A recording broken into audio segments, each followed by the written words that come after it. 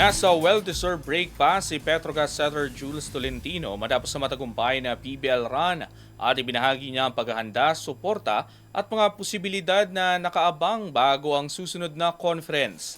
Ang ibang detalye alamin sa eksklusibong pag-abante ni Jonas Lavarias.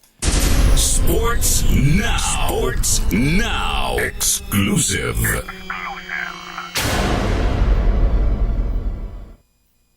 Kasalukuyan pa ring nasa vacation mode si Petrogas setter Jules Tolentino matapos ang matagumpay na kampanya ng Petrogas Angels sa PBL Reinforced Conference nitong November 30 kung saan pinatumba nila ang dominanteng Zeus Coffee Thunderbells. Ayon kay Tolentino, matapos ang panalo ng kanyang nobyo na si JC Makalalag sa Game 1 ng UAAP Finals, kasalukuyan nilang ini-enjoy ang kanilang pahinga at bakasyon habang naghahanda para sa All-Filipino Conference sa susunod na buwan. Sinabi niyang mahalaga para sa koponan na makarecover ang kanilang katawan bago bumalik sa regular na training. Actually ngayon, ina-enjoy lang namin yung rest namin, yung vacation, kasi all Filipino na din next month. So, hoping makarecover yung bodies namin and makabalik na rin kami soon sa training. Nagpaabot din siya ng mensahe ng suporta sa Alas Pilipinas na kasalukuyang lumalahok sa 33rd Southeast Asian Games.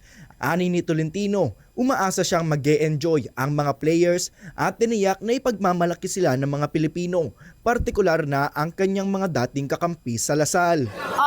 To the Alas players, especially sa mga naging teammates ko rin po sa Lasal, I hope na mag-enjoy po kayo and super good luck po sa journey nyo there and sure po ako maging proud po lahat ng mga Pinoy. Nang tanungin tungkol sa posibilidad na makuha bilang setter ng Alas Pilipinas sa hinaharap, tugon niya, nakatuon pa siya sa kanyang obligasyon sa Petrogas sa ngayon, ngunit bukas sa oportunidad kapag dumating ang tamang panahon.